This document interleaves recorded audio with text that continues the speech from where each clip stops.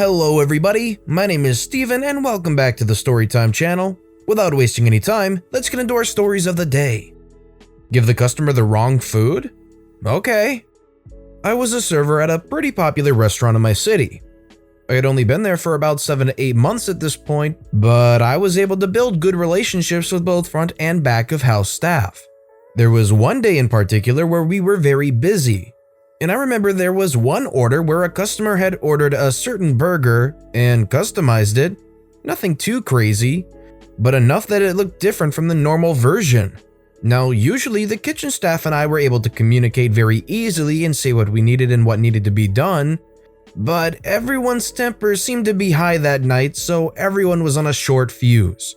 I remember I asked about that customer's burger, which was not in the window, and the chef says, "It's the burger in front of you." I told them it's not and I'm still waiting for it. They replied, "I have the ticket, I cooked it, I know what you're waiting on. That's the burger in front of you."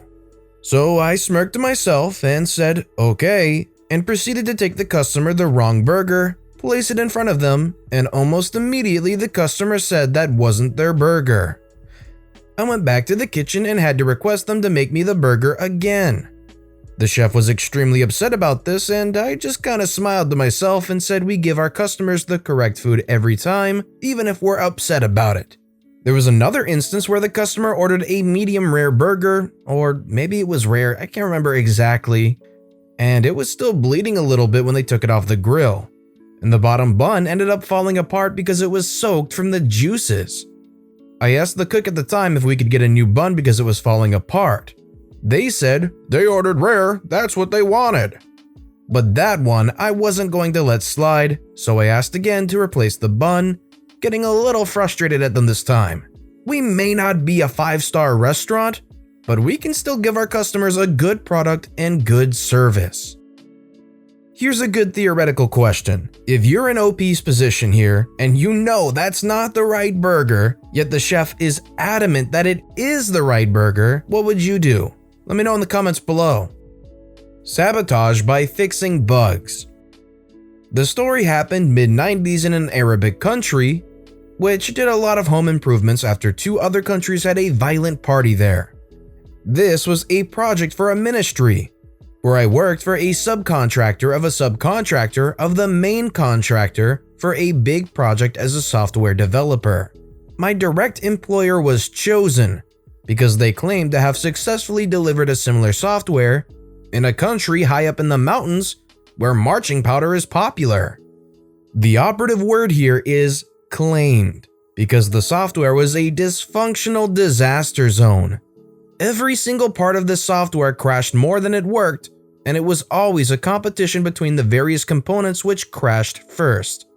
This software was basically a trading system with a trading backend running on some Unix version, native Windows 3.11 clients, and serial communication between the clients and the server. This was before there was Ethernet at every desk and WLAN was still a pipe dream. We had the following players in the team. The genius project lead and sole developer of the backend.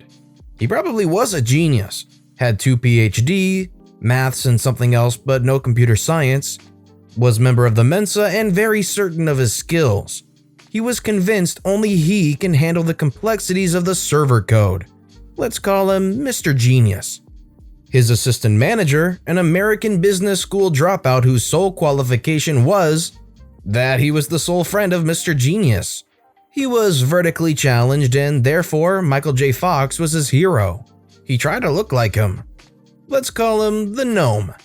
And then there was 2 guys responsible for the front end, host guy and I, trying to make stuff work that never worked before. As the selling point of the software was that it worked fine in South America and only needs slight adaptations, we were constantly under pressure to fix bugs and to provide localizations, which can be a little hairy when dealing with Arabic script and a system never designed for it.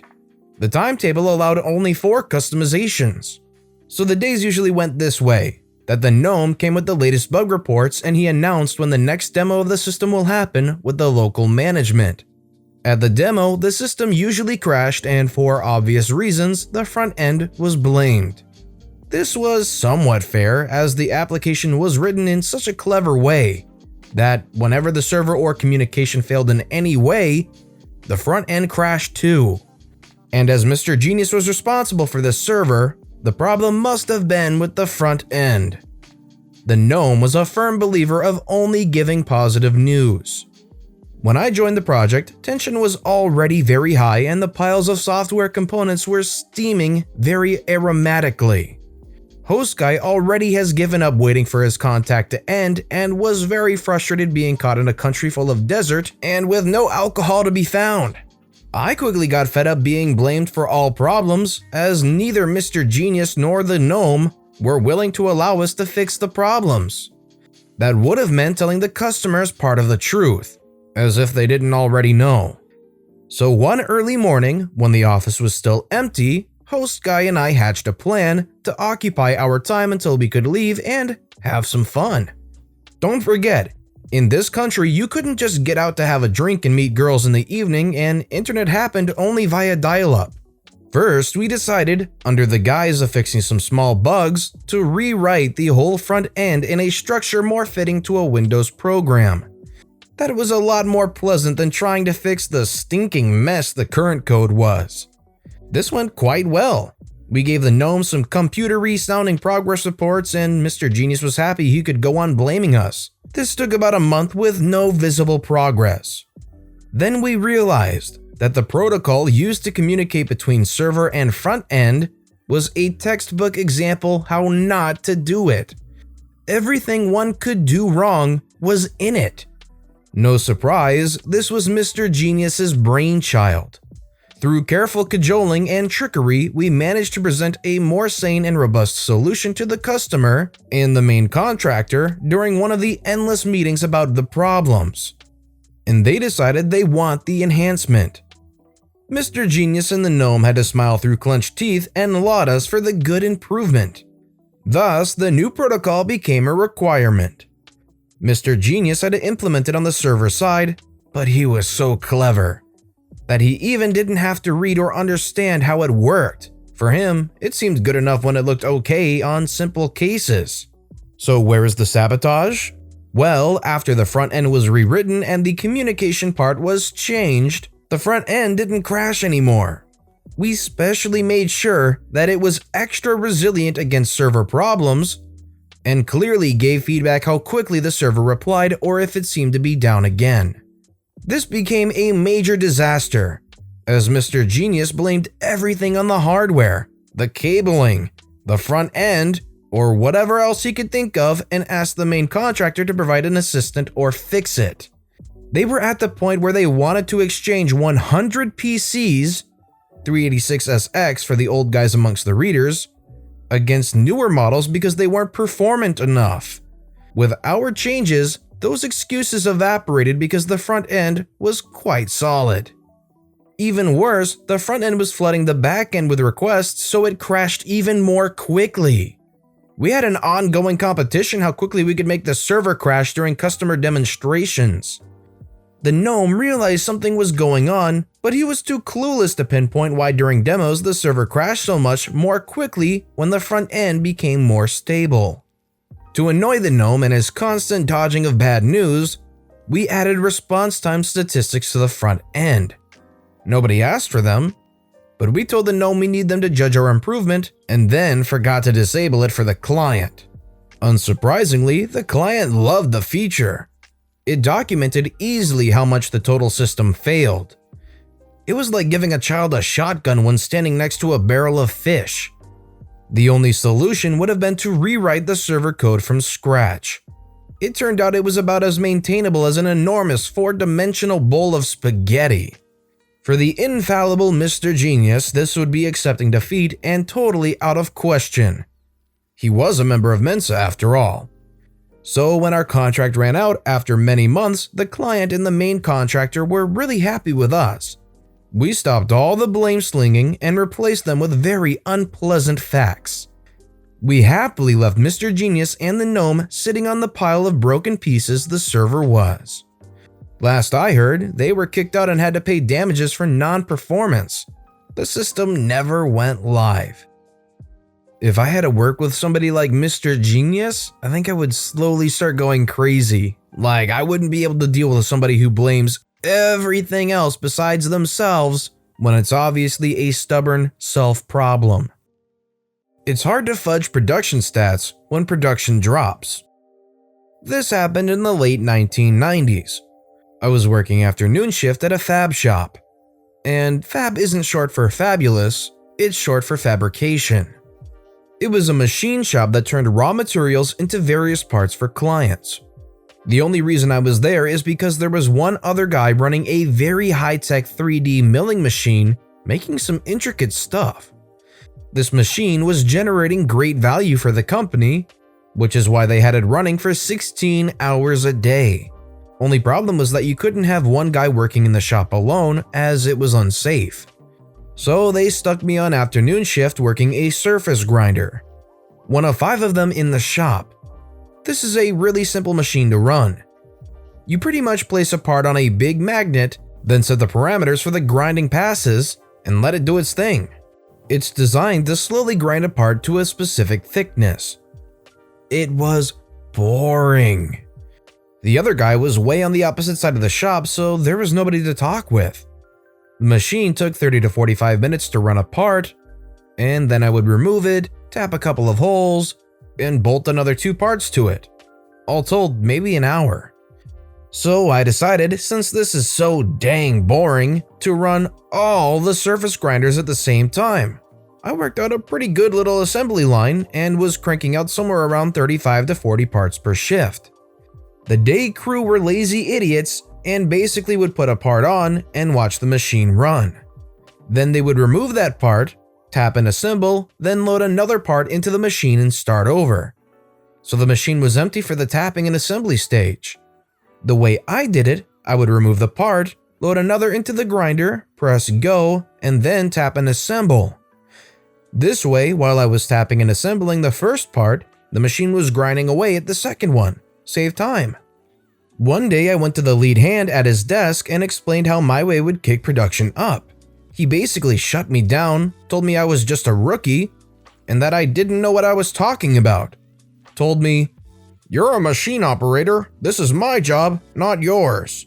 Here's the thing, while I was talking, he had his logbook open on his desk. I saw the production numbers for each of us surface grinder operators, and they were something like 12 to 14 pieces per shift for each of us, including me. Those day guys would be lucky if they could pump out 1 an hour or 8 per shift. So I am busting my butt and cranking out parts, and these guys are getting credit for them. Fine, no more. I went back to operating 1 machine, and I targeted for 10 parts per shift. That's it. It only took a couple of days for production to notice a drop-off, and when I arrived for my shift, I was greeted by the lead hand and brought to a meeting with a few neckties. Working afternoons, I had no idea who they were. They demanded to know why production had dropped, and it was apparent that lead hand tried to throw me under the bus. I explained in great detail how I was running 5 machines at once and tightening up the process. Then I told them how many parts I was cranking out, and how lead fudges the numbers so that it appeared that each operator was generating roughly equal numbers. I also told them that I had got shut down by lead and told I was just a rookie machine operator. I looked at lead across the table and said, "If I'm a machine operator, then I'm a machine operator. I'm not a machines operator. You want more than 1 machine to run, hire more than 1 operator." I was excused from the meeting, which went on for quite a while. Afterward, lead came out with murder in his eyes, and we got into a heck of an argument, which ended with me telling him to shove it and walking out the door. I found out later from one of the day shift guys that they had contracted the production run with a very strict delivery window that was rapidly closing. There wasn't enough time to bring in new guys and train them, so they pushed day shift into working overtime and weekends, so their margins went into the crapper, and they still didn't make the delivery deadline. Lead hand used the same door I did a few weeks later, but I used it because I chose to. He didn't have a choice. So as an employee, you're proactive and find a great way to improve productivity, and meanwhile the manager just screws you over specifically and shuts you down? No wonder he got fired later on. Blazin sauce for Karen's brat, please? I used to work for a fairly well-known chain of buffalo wing eateries. You know, the ones with the 27 huge screens and screaming fans of every sport. We had a family dining area, and this particular Saturday night, in walks Karen with her slew of kids and adults all wanting to celebrate a birthday. Table for 20? No problem. Of course, Karen isn't paying for everyone, so they all line up to the cashier booth to order, and birthday boy is first. He appears to be around 10 to 12 years old, and he peers over the counter at me and says he wants the 24 Blazin wings. If you know our store, you know our sauces. Blazin was the spiciest sauce we had. So spicy that you needed gloves if you were going to have prolonged contact. I told the kid that those wings were very, very hot, and maybe he'd like to try our sweet barbecue or even our hot sauce. The kid throws a fit. My manager is behind me and Karen is berating me for not giving her precious birthday boy what he wanted. My manager whispers for me to just give him what he wants, so I put in his order and apologize to Karen. Then I place everyone else's orders. By the time the last of the 20 were ordering, the first was getting their food. Who do you think comes to the counter with a tray of 24 Blazin wings? Karen, of course. She is irate and screaming over the din of cheering spectators. How dare I give her poor precious child something so spicy that it burns his mouth? She wants a refund, not just for his wings, but for their whole family's meal. She's threatening lawyers and medical bills, and sure enough, she had to ask the age-old Karen adage, "Let me speak to your manager." So I go to tell him what's happened, and I do feel bad because I have a soft spot for kids, even the evil ones. He comes out and tells Karen that he was present when I told her and the kid that they were too hot. And he heard her insist that they be given to him. He pointed to the cameras and mentioned the microphones and informed her she would not be getting any money back, and the kid would not be getting a replacement. If he wanted a different flavor, she could buy it or he could eat what he ordered. She gave us a terrible review, but that kid coming back with his mommy, crying after eating what I told them both was too hot, was something special to me, and I still remember it to this day.